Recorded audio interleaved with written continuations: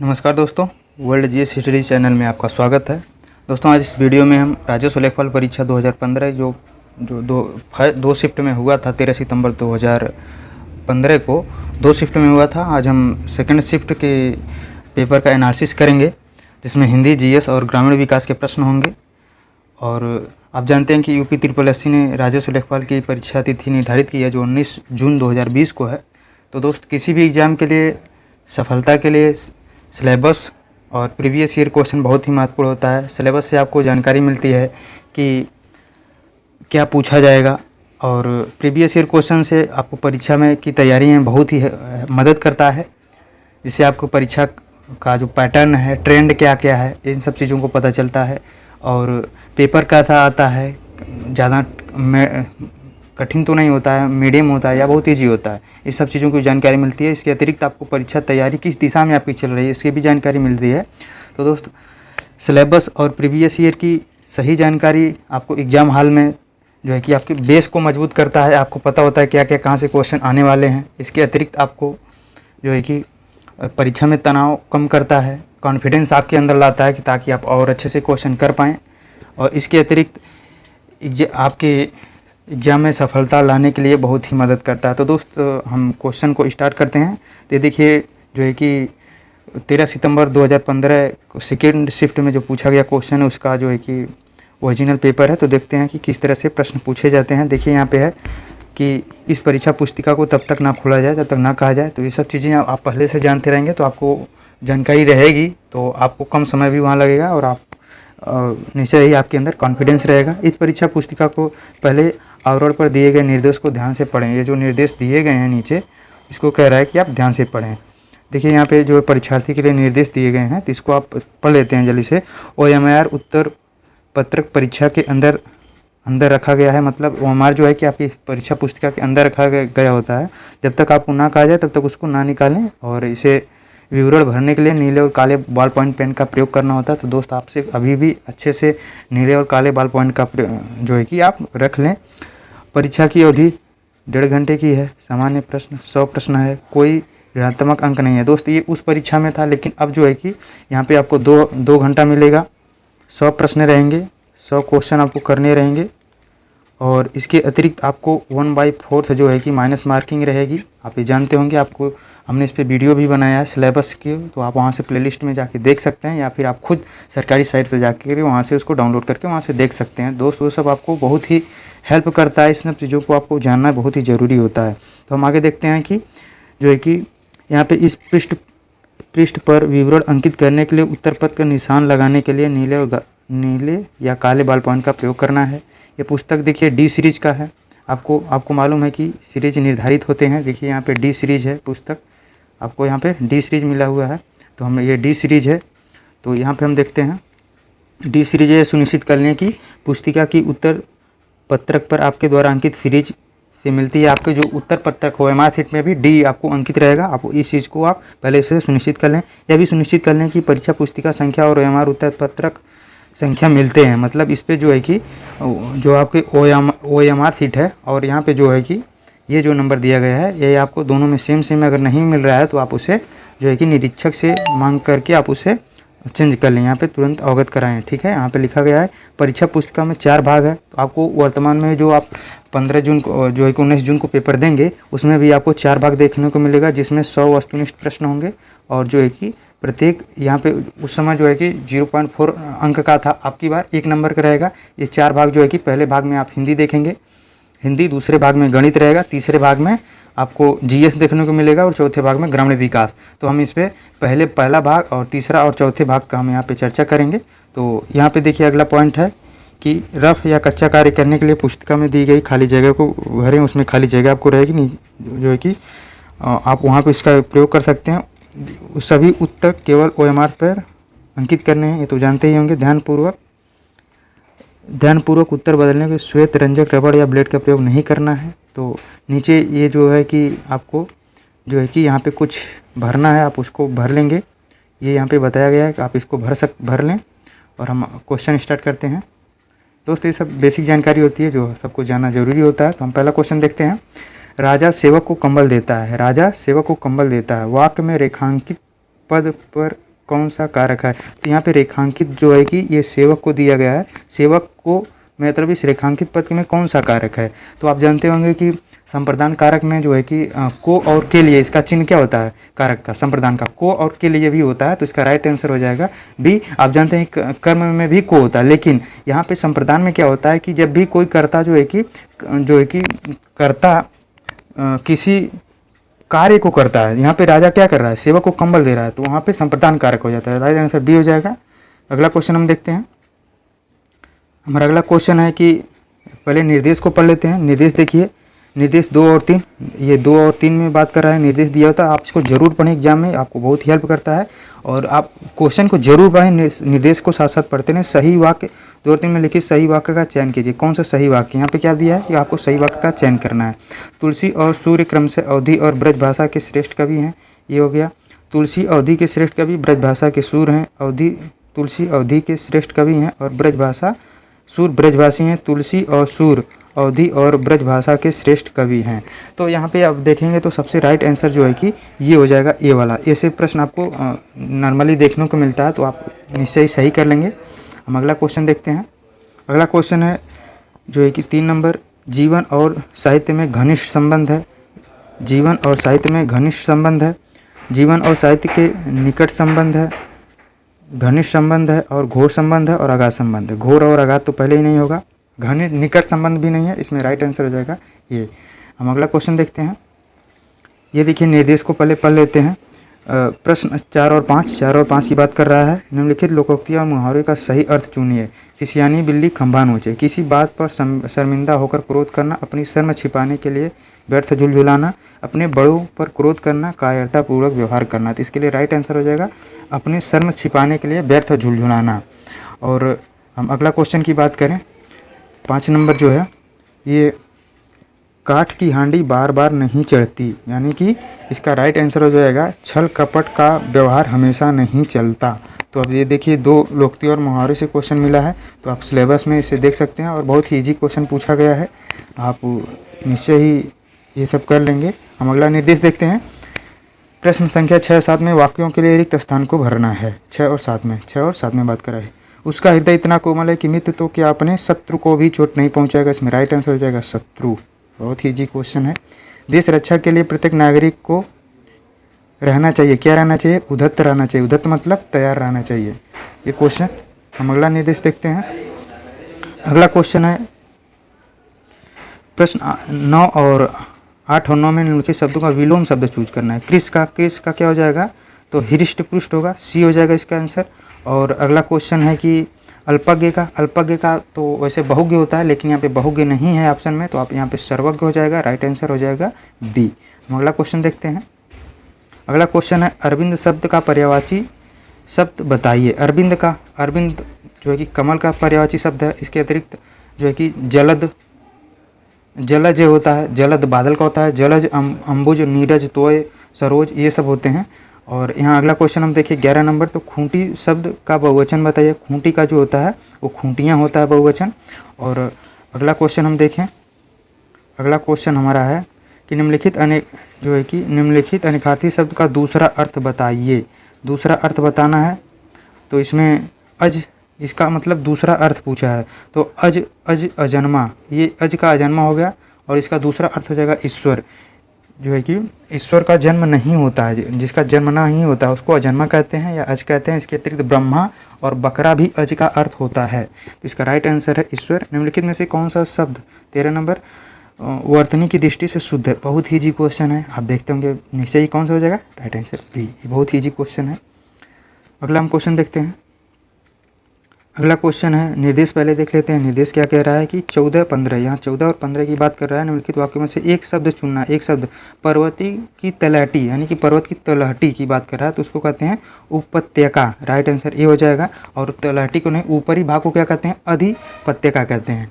और अगला क्वेश्चन हमारा है, कंजूसी से धन व्यय करने वालों को क्या कहते हैं, कृपण कहते हैं। Right answer B. हम अगला क्वेश्चन देखें। निम्नलिखित में से तद्भव कौन है। तद्भव दोस्त वो होता है जो संस्कृत से संशोधित करके हिंदी में लाया जाता है, उसे क्या कहते हैं, तद्भव कहते हैं। वो संस्कृत शब्द नहीं होता है, उसे संशोधित किया जाता है। तो यहाँ पे अमीय जो हो जाएगा वो क्या हो जाएगा, तद्भव है। तद्भव इसका तत्सम क्या होगा, अमीय का अमृत होगा, उल्लू का उल्लू होगा तद्भव, इष्टिका का ईंट होगा तद्भव, कुपुत्र का कुपूत होगा।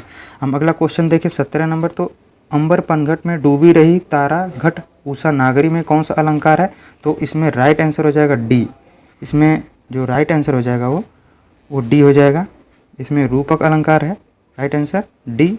हम अगला क्वेश्चन देखें, निर्धन में कौन सी संधि है? तो निर्धन में कौन सी संधि है? तो निर्धन का संधि विच्छेद जो होता है वो निह धन होता है, निह धन और धन होता है। तो इसका राइट ये विसर्ग संधि हो जाता है। जो भी इस तरह से हम देखते हैं तो कौन सी संधि हो जाती है? तो राइट आंसर ये हो जाएगा। हम अगला क्वेश्चन देखें। अगला क्वेश्चन है देशांतर में कौन सा समास है? देशांतर में कौन सा समास है? तो देशांतर में जो है कि कर्मधारय समास हो जाएगा। कैसे? कर्मधारय में का होता है इसमें कि पहला पद विशेषण होता है और दूसरा पद विशेष या संज्ञा होता है। जैसे पीताम्बर भी क्या हो गया, तो इसमें पहला पीताम्बर मतलब पीत विशेषण है और अंबर मतलब क्या होता है, जो है कि पीला अंबर, यानी कि दूसरे पद की प्रधानता होती है। तो यहाँ पे देशांतर, तो यहाँ पे दूसरे इसमें जो है कि राइट आंसर हो जाएगा बी। अगला क्वेश्चन देखते हैं। अगला क्वेश्चन हमारा है, मैं खाना खा चुका था, इस वाक्य में कौन सा भूतकालीन भेद है? यहाँ पहले ही बता दिया है कौन सा है, भूतकालीन। ये जो है कि भूतकालीन, यहाँ पे सब भूत जो है कि पास्ट है। तो यहाँ पे मैं खाना खा चुका था, यहाँ पे जो है कि ये देखिए खाना खा चुका था, तो ये सामान्य पहले नहीं है। अगर सामान्य की बात करें तो मैं खाना खाया था समान हो जाएगा। संदिग्ध नहीं है, आसन्न नहीं है, इसमें पूर्ण हो गया। पूर्ण क्यों है? क्योंकि खाना खा चुका था, मतलब खाना खा चुका था, ये क्लियर है कि खा चुका था, भूत हो गया। और खाना खाया कुछ समय हो चुका है, तो यहाँ पे कौन सा हो जाएगा, जो है कि पूर्ण भूतकाल हो जाएगा। हम अगला क्वेश्चन देखें। अगला क्वेश्चन है, करुण रस का अस्थायी भाव क्या है?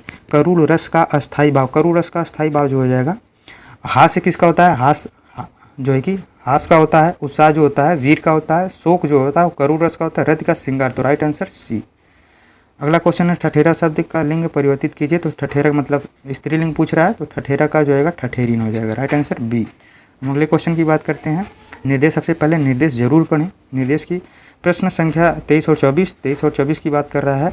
वाक्यों में कुछ में त्रुटियां हैं। त्रुटि वाले वाक्य के जिस भाग में त्रुटि है उसके अनुरूप ABC वाले गोले को काला करें। यदि वाक्य में कोई त्रुटि नहीं है तो डी वाले को, मतलब अगर इसमें गलत हो तो ए को सही कीजिए, इसमें गलत है तो बी को सही कीजिए, उत्तम मतलब इसमें गलत हो आप तो सी को सही कीजिए। अगर डी में मतलब कोई त्रुटि नहीं है तो आपको डी को सही करना है। तो देखिए कितना ये अच्छा निर्देश से हमें पता चल जाता है कि हमें क्या करना है। तो इसमें विद्यालय में जलपान को उत्तम प्रबंधन है, किसमें गलत लग रहा है? जलपान का होना चाहिए, तो जलपान का मतलब कौन सा गलत हो जाएगा? बी। हम अगला क्वेश्चन देखते हैं। अगला क्वेश्चन है, मुझे रेलगाड़ी की यात्रा करना अच्छी लगती है, क्या होना चाहिए? अच्छा लगता है, तो कौन सा गलत है? सी। तो राइट आंसर हो जाएगा सी। हमारा अगला देखते हैं कि निम्नलिखित में से कौन सा तत्सम है? तत्सम क्या होता है? वो संस्कृत शब्द होता है। संस्कृत इसमें कौन सा लग रहा है आपको? आ का अग्नि संस्कृत होता है, आज का जो है कि, और यहाँ आँख का क्या होता है? आज का मुझे नहीं जानकारी है। आँख का जो होता है अच्छी होता है। अग्र क्या है? अग्र आगे इसका हिंदी क्या होता है? आगे, तो मतलब इसका जो है कि ये डी ऑप्शन सही रहेगा। इसका तद्भव जो होता है, तद्भव हिंदी शब्द जो होता है वो आगे होता है। यहाँ आज भी क्या है? ये तद्भव है, और आँख भी तद्भव है, आग भी तद्भव है, और तत्सम क्या है? अग्र, क्योंकि इसका तद्भव क्या होता है? आगे होता है। हम अगला क्वेश्चन देखें। अब हमें अगला क्वेश्चन मिल रहा है, देखिए पार्ट 3 है। पार्ट फर्स्ट में क्या था? हिंदी था। पार्ट सेकंड में आपको गणित है। गणित दोस्त हम नहीं करा पाएंगे, और जो है कि इसमें सामान्य जानकारी, थर्ड में सामान्य जानकारी है, और चौथे में क्या रहेगा? ग्रामीण विकास से संबंधित रहेगा। तो हम जो है कि सामान्य जानकारी का पहला क्वेश्चन देखते हैं। इसी तरह से आपको एग्जाम हॉल में एकदम इसी तरह से मिलने वाला है। तो आपको कितना हेल्प करता है ये सब चीज़ें, आपको कितनी कॉन्फिडेंस लाता है, आपकी कितनी बेस को मजबूत करता है, तो आप यहाँ से देख सकते हैं। तो हम अगला क्वेश्चन देखते हैं। 51 नंबर, लोकसभा चुनाव के लिए उम्मीदवारों की न्यूनतम आयु कितनी होती है? तो लोकसभा के लिए पहले हम देखते हैं आप मतदान कितने 18 वर्ष में करते हैं, और जो है कि ग्राम पंचायत की चुनाव लड़ने के लिए आपकी उम्र 21 होती है, और लोकसभा चुनाव लड़ने के लिए आपको 25 उम्र होती है, और राज्यसभा के लिए आपको जो है कि 30 वर्ष होती है। तो इसमें राइट आंसर हो जाएगा लोकसभा के चुनाव के लिए लड़ने के लिए 25 वर्ष। हम अगला क्वेश्चन देखते हैं। सॉफ्टबैंक और फॉक्सकॉन टेक्नोलॉजी ग्रुप ने एक संयुक्त उपक्रम एसबीजी टेक्नोलॉजी बनाया है जो ग्रीन एनर्जी प्रोजेक्ट 10 वर्षों के लगभग $20 बिलियन का निवेश करेगा। तो इसका राइट आंसर हो जाएगा भारतीय। देखिए करंट अफेयर से क्वेश्चन पूछा गया है, तो आप करंट अफेयर क्वेश्चन को अच्छे से पढ़ें। अगला क्वेश्चन हमारा है, हमारे रुधिर में ऑक्सीजन का परिवहन एक प्रोटीन द्वारा होता है जिसका नाम है, हमारे जो है कि ये डी रहेगा यहाँ पे जिसका नाम है, हमारे ऑक्सीजन का परिवहन कौन करता है, तो वो हीमोग्लोबिन करता है। राइट आंसर डी हो जाएगा। हीमोग्लोबिन एक प्रोटीन होता है जिसमें आयरन की बहुतायत मात्रा होती है, और जो हीमोग्लोबिन होता है इसी के माध्यम से हमारी जो है कि ऑक्सीजन को पूरे शरीर में पहुँचाता है। कौन? हीमोग्लोबिन। किस देश ने कोपा 2015 जीता है, तो ये चिली हो जाएगा। Right answer C. देखिए करंट अफेयर का थोड़ा लेवल हाई है, आप इस तरह के क्वेश्चन पढ़ें। ये देखिए अगला क्वेश्चन है कि 16 अगस्त 1946 को प्रत्यक्ष कार्रवाई दिवस मनाया गया, तो ये मुस्लिम लीग द्वारा मनाया गया था और इसमें मांग किया गया था पाकिस्तान की, और मुसलमानों से कहा गया था कि आप मार्च करें पाकिस्तान की तरफ। उस दिन बहुत ही भीषण दंगा भी हुआ था, काफ़ी लोग मारे गए थे। यहाँ चौरी चौरा घटना कब हुई थी? चौरी चौरा घटना 5 फरवरी 1922 को हुई थी, और 12 फरवरी को इसीलिए गांधी जी ने असहयोग आंदोलन वापस ले लिया था। राइट आंसर हो जाएगा सी। यहाँ पे हम अगला बात करें तो सबसे अधिक ऋण विद्युतीय तत्व कौन सा है? सबसे अधिक विद्युतीय तत्व फ्लोरीन हो जाएगा। राइट आंसर बी हो जाएगा। और हम अगला बात करें क्वेश्चन की, तो अंतर्राष्ट्रीय गमन माइग्रेशन क्या है? अंतर्राष्ट्रीय गमन माइग्रेशन क्या है? अंतर्राष्ट्रीय बात कर रहा है मतलब देशों के बीच में कह रहा है। यहाँ गांव से नहीं होगा, गांव में होगा तो मतलब राज्य होगा। यहाँ पे राइट आंसर हो जाएगा बी, देशों के बीच होता है। लोगों को शहर के ग्रामीण क्षेत्रों में, अगर ये भी राज्य की है देश में तो ये राष्ट्रीय लेवल की है, तो राइट आंसर यहाँ देशों के बीच में। अंतर्राष्ट्रीय की बात किया तो यहाँ पे देशों के बीच में होगा। हम अगला क्वेश्चन देखते हैं। प्रायद्वीपीय भारत का दक्षिणी छोर कन्याकुमारी स्थित है। कन्याकुमारी की स्थिति का पहले देख लेते हैं। ये देखिए हमारा ये प्रायद्वीपीय भारत है, तो कन्याकुमारी यहाँ पे दक्षिणी भाग होता है कन्याकुमारी, और यहाँ पे भूमध्य रेखा गया है, यानी कि यहाँ पे पूछा है भूमध्य रेखा के दक्षिण में है, तो ये भूमध्य रेखा के दक्षिण में नहीं है, भूमध्य रेखा के नॉर्थ में है। देख लीजिए मकर रेखा के दक्षिण में, मकर रेखा इसके नीचे है, तो मकर रेखा के भी नॉर्थ में है। ठीक है, तो यहाँ पे भूमध्य रेखा के उत्तर में है, ये ऑप्शन सही है, भूमध्य रेखा के उत्तर में है। कर्क रेखा के उत्तर में, कर्क रेखा यहाँ है, तो ये उत्तर में नहीं है, उसके दक्षिण में। तो राइट आंसर कौन सा हो जाएगा? सी। अगला क्वेश्चन देखते हैं, वह कौन सा स्थान है जहाँ पे अंतिम मुगल सम्राट बहादुर शाह जफर की मृत्यु हुई थी? तो राइट आंसर हो जाएगा बी, क्योंकि दोस्तों जब 1857 में इनके नेतृत्व में जब 1857 का विद्रोह हुआ था, तो जब अंग्रेज पुनः स्थापित किए थे तो इन्हें पकड़ करके इन्हें जो है कि बर्मा के रंगून में भेज दिया था, जहाँ उनकी मृत्यु भी हुई थी वहीं पे। केंद्र सरकार के विकास व्यय में शामिल नहीं होता है, केंद्र सरकार के विकास व्यय में शामिल नहीं होता, तो रक्षा व्यय में शामिल नहीं होता है। और बाकी राज्य को अनुदान देता है, तो राज्य हॉस्पिटल और शिक्षा जैसे संसाधनों पे अपना पैसा खर्च करता है। सामाजिक समुदाय सेवाओं पर भी होती कई योजनाएं चलती हैं, तो वो उस पर भी विकास पे ही होता है। आर्थिक सेवाओं जैसे ऋण देता है, या फिर कोई जो है कि ऊर्जा या जो है कि रोड स्ट्रक्चर जो भी बनती है, तो वो सब ये सब क्या होता है विकास व्यय में शामिल होता है। तो रक्षा पे जो शामिल होता है एक तरह से वो विकास व्यय में नहीं शामिल होता है। तो हम अगला क्वेश्चन देखते हैं। हमारा अगला क्वेश्चन है, नेपाल भूकंप त्रासदी के दौरान भारत सरकार द्वारा संचालित किए गए बचाव कार्य रेस्क्यू ऑपरेशन को कौन सा नाम दिया गया? तो इसका राइट आंसर हो जाएगा ऑपरेशन मैत्री।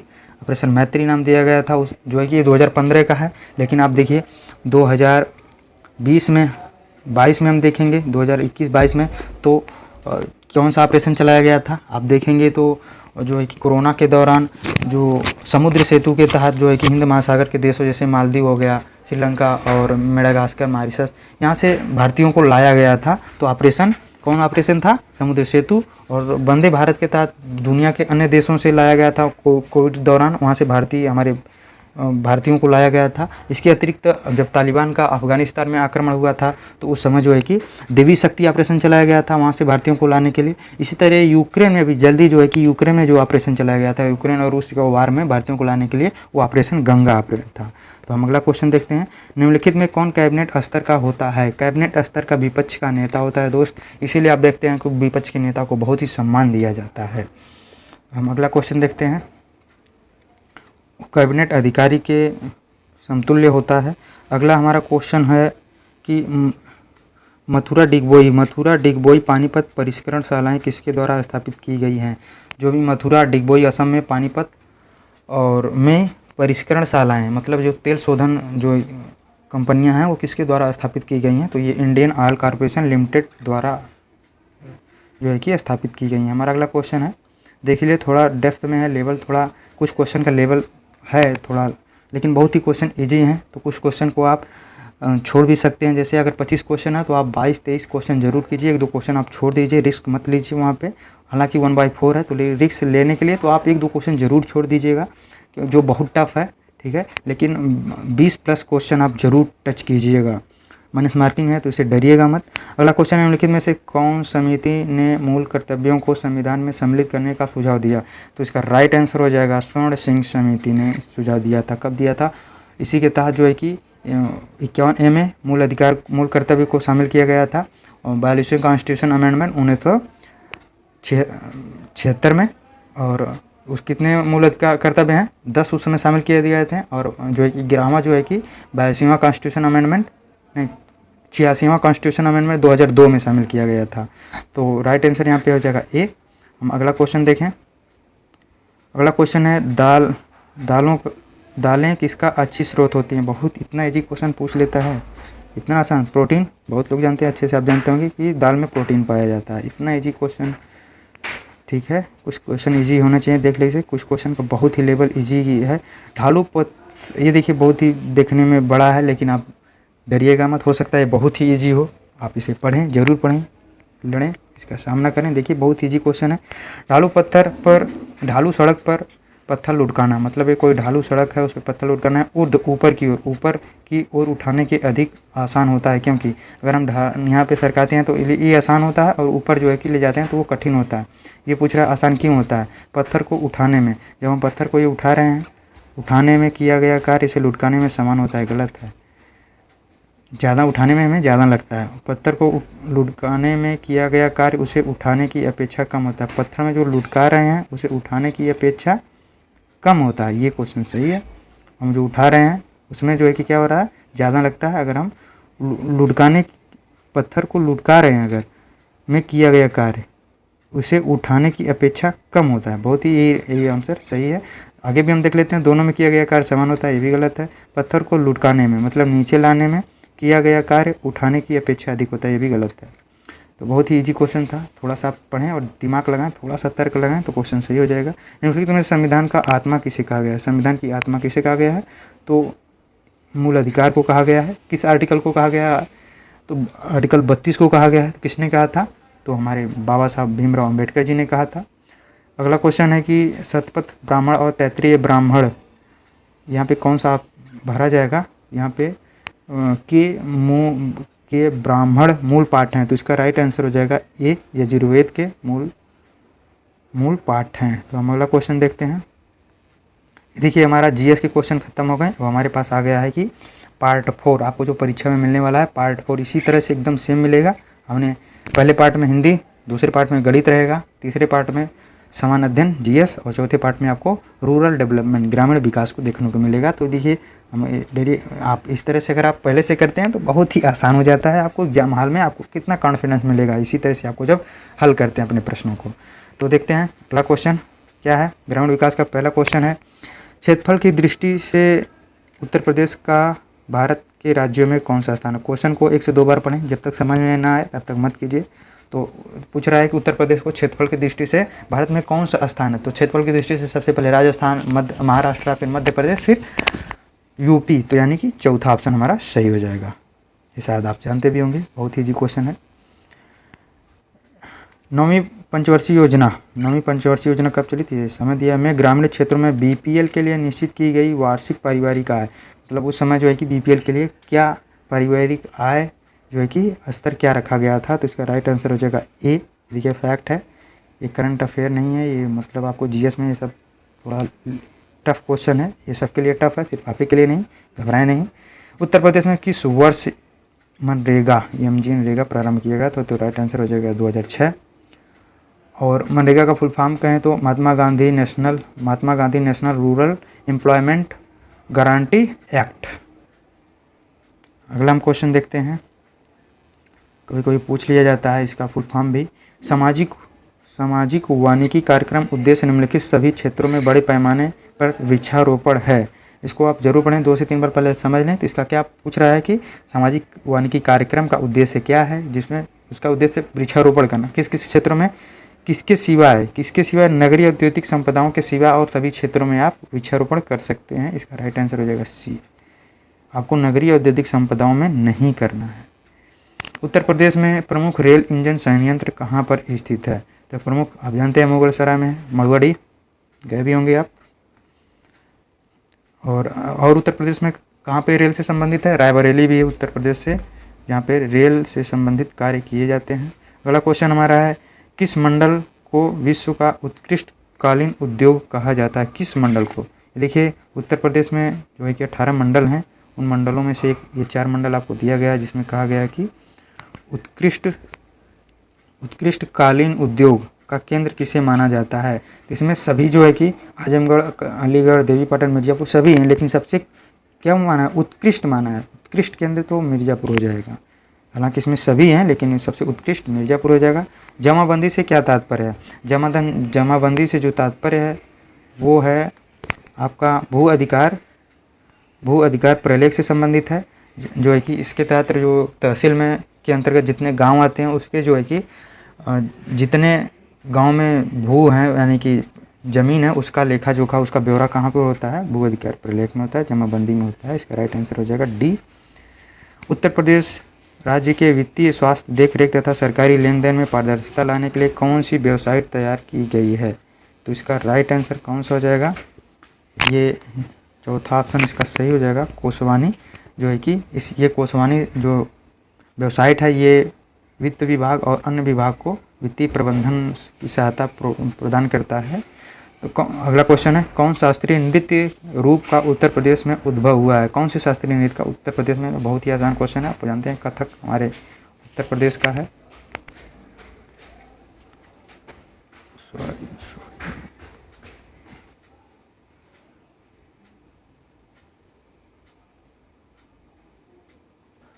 तो उत्तर प्रदेश का शास्त्रीय नृत्य कौन सा हो जाएगा? कथक हो जाएगा,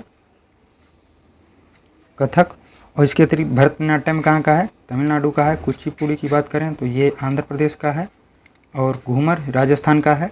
आप भारत के जो 8 शास्त्रीय नृत्य हैं उसे बहुत ही अच्छे से जान लें, ये क्वेश्चन बार बार पूछे जाते हैं। और फर्स्ट शिफ्ट में भी ऐसा क्वेश्चन पूछा गया था, वो उसमें जो है कि केरल वाला पूछा गया था, कथकली पूछा गया था शायद। ये देखिए हम अगला क्वेश्चन देखते हैं। तो इसमें जो है कि राष्ट्रीय ग्रामीण पेयजल कार्यक्रम, ये कार्यक्रम है, प्रोग्राम चलाया गया है कि अंतर्गत 2022 तक देश में हर ग्रामीण व्यक्ति को उनके घरेलू परिसरों या उनके घरों में क्षैतिज या ऊर्ध्वाधर दिशा में 50 मीटर से की दूरी पर कितने लीटर प्रति व्यक्ति प्रतिदिन पेयजल उपलब्ध होना चाहिए। तो ये प्रोग्राम के तहत जो है कि ग्रामीण लोगों को जो है कि जल की व्यवस्था की गई है। तो इसमें से राइट आंसर जो हो जाएगा वो 70 लीटर जो है कि प्रतिदिन उनको पेयजल देना है। ये क्वेश्चन थोड़ा टफ है, फैक्ट है, ये सबके लिए टफ है, तो आप चाहें तो इसे छोड़ सकते हैं, या फिर अगर आप रिस्क लेना चाहते हैं 1/4 है तो ले सकते हैं, लेकिन आप 20+ क्वेश्चन कीजिएगा हर सेक्टर में, और 90 के आसपास आप टच कीजिए। अगला क्वेश्चन है, भारतीय जनगणना 2011 के अनुसार उत्तर प्रदेश का प्रति वर्ग किलोमीटर जनसंख्या घनत्व तो पूछा है, तो आप जानते होंगे 829। इसको जरूर पढ़ लें, यहाँ से हमेशा 1-2 क्वेश्चन पूछा जा रहा है।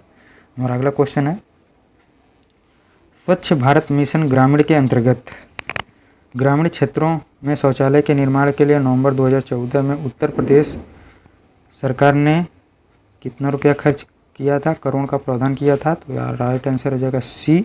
और ये 2021 में अगर पूछ ले 2022 में, तो ये 1000 करोड़ के आसपास हो गया है। 1000 से थोड़ा सा कम है, तो 1000 करोड़ ये प्रावधान किया गया है। उत्तर प्रदेश के 75 ज़िले, देखिए 75 ज़िले हैं, आप जानते हैं कि कितने प्रमुख मंडल हैं? कितने मंडल हैं? अभी हमने चर्चा भी कर दिया था, तो इसका राइट आंसर डी है। 18 मंडल हैं उत्तर प्रदेश में, ठीक है। और हम अगला क्वेश्चन देखें, उत्तर प्रदेश राजमार्ग भू नियंत्रण अधिनियम किस वर्ष पारित किया गया था? तो ये देखिए इसका राइट आंसर हो जाएगा डी, 1945 में। ये क्वेश्चन फैक्ट है, अगर आ रहा है तो कीजिए, नहीं आ रहा तो आप छोड़ सकते हैं या फिर अपना रिस्क ले सकते हैं। मध्याह्न भोजन कार्यक्रम मिड डे मील प्रोग्राम के अंतर्गत जो है कि प्रोग्राम के अंतर्गत मध्याह्न भोजन पकाने, परोसने या उपभोग करने की स्वच्छता पर ध्यान रखने के लिए जांच पड़ताल कितनी आवृत्ति करनी चाहिए। अब मध्याह्न भोजन के अंतर्गत भोजन पकाने रोज़ पकाते हैं, परोसा भी जाता है, स्वच्छता का भी ध्यान रखना चाहिए, तो ये दैनिक कार्य होना चाहिए। राइट आंसर डी बी होना चाहिए। इस कुछ क्वेश्चन आपको पढ़े हुए नहीं मिलेंगे, लेकिन अपना थोड़ा सा तर्क लगाएंगे, दिमाग लगाएंगे तो वो निश्चय ही अच्छे आप सही कर लेंगे। अम्बेडकर विशेष रोजगार योजना के अंतर्गत सामान्य श्रेणी लाभार्थियों को उपलब्ध इकाई लागत प्रतिशतता एवं अधिकतम आर्थिक सहायता सब्सिडी धनराशि क्या है। तो यहाँ पे सामान्य श्रेणी के लिए पूछा है अम्बेडकर विशेष रोजगार योजना। देखिए योजना से भी क्वेश्चन पूछे गए हैं, 1-2 क्वेश्चन देखिए पीछे भी मिला है। तो आपको योजना जो भी केंद्र और आपके सिलेबस से ही पता चलता है कि हमें क्या क्या पढ़ना होता है। तो उसमें केंद्र और राज्यों की योजनाएं जो चलाई गई हैं उसके बारे में आपको वहाँ सिलेबस में आपका जिक्र है, तो आप अच्छे से पढ़ें। तो यहाँ पे राइट आंसर हो जाएगा वो बी हो जाएगा। और यही बात ये सामान्य के लिए है। वहीं बात करें SC ST के लिए, SC या ST के लिए, तो वो राइट आंसर जो हो जाएगा वो ए हो जाएगा। अगला क्वेश्चन देखते हैं। एक ग्राम पंचायत में महिलाओं के लिए कितने प्रतिशत पद पर होना चाहिए, कितने प्रतिशत पद आरक्षित होना चाहिए, कितने पर आरक्षित होना चाहिए। ग्राम पंचायत का जो भी चुनाव होते हैं आप जानते हैं कि 33% राइट आंसर हो जाएगा। ये जो है कि 73वां कॉन्स्टिट्यूशन अमेंडमेंट 1992 में इसे शामिल किया गया था, जिसमें कहा गया था कि ग्राम पंचायत में जो चुनाव होता है उसमें 33% सीटें महिलाओं के लिए आरक्षित होती है। इसीलिए आप देखते हैं कि गांव में जब भी प्रधानी होती है तो उसमें कहते हैं कि महिला सीट अब की बार आई है। तो अगला देखते हैं, निम्नलिखित में से कौन सा एक उत्तर प्रदेश राज्य के अधीनस्थ न्यायिक सेवा के रूप में कार्य करता है।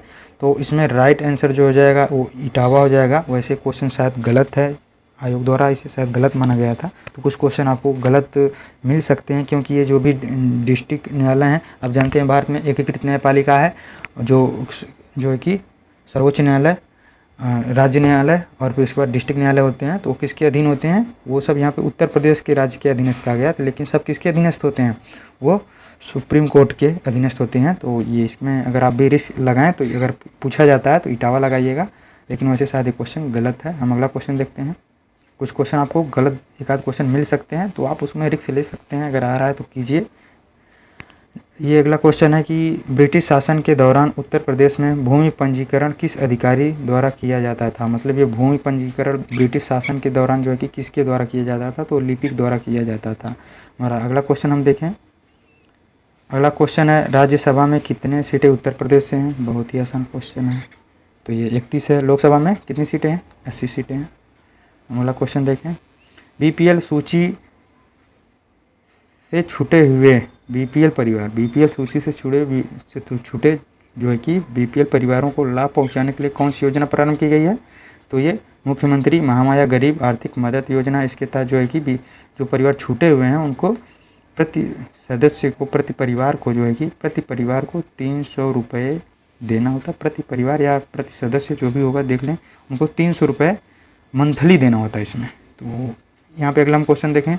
उत्तर प्रदेश में किस प्रकार के मिलें सबसे अधिक संख्या में। उत्तर प्रदेश में किस प्रकार की मिलें सबसे अधिक हैं। आप देखते हैं कि लगभग हर जिले या एक आध जिले को छोड़ करके बहुत सारी जिलों में चीनी मिल बहुत ज़्यादा है। हर जिले में लगभग आपको देखने को मिलती है। अगला क्वेश्चन हम देखें। अगला क्वेश्चन है SGSY का पूर्ण रूप क्या होगा। तो इसका पूर्ण रूप हो जाएगा स्वर्ण जयंती ग्राम स्वरोजगार योजना। हम अगला क्वेश्चन देखें। उत्तर प्रदेश में लिंगानुपात वर्ष 2001 में इतनी थी, जो वर्ष 2011 में कितनी पहुंच गई है। तो इसका राइट आंसर हो जाएगा 912। लिंगानुपात कितना होता है, प्रति 1000 पुरुष पर महिलाओं की संख्या को लिंगानुपात कहते हैं। तो इस समय 2011 में कितना है, 912 है। मध्य भारत में 1 बीघा कितने हेक्टेयर के बराबर होता है। मध्य भारत में 1 बीघा कितने हेक्टेयर के बराबर होता है। तो इसमें राइट आंसर हो जाएगा बी, 0.2529 हेक्टेयर होता है। तो दोस्त हमने देख लिया यहाँ पे 75 क्वेश्चन को हमने देखा। निश्चय ही आपको अगर यहाँ से क्वेश्चन रिपीट होते हैं तो सही कीजिएगा। आपको समझने में भी आया होगा कि किस तरह से ट्रेंड है, कैसे पैटर्न क्वेश्चन पूछे जाते हैं। आप यहाँ देख सकते हैं पेपर कुछ क्वेश्चन आसान है, कुछ क्वेश्चन टफ भी पूछे गए हैं। और आप अपनी हमने देखा 100 क्वेश्चन 75 क्वेश्चन को आप इसी अनुसार आप अनुमान लगा लीजिए कि आपका तैयारी किस दिशा में है। अभी बहुत टाइम है, तो आप दिन रात एकदम रगड़ के निकाल दीजिए। तो दोस्त, अगर वीडियो अच्छा लगे तो वीडियो को लाइक कीजिएगा, चैनल पर नए हैं तो चैनल को सब्सक्राइब करिएगा। तो दोस्त, जय हिंद।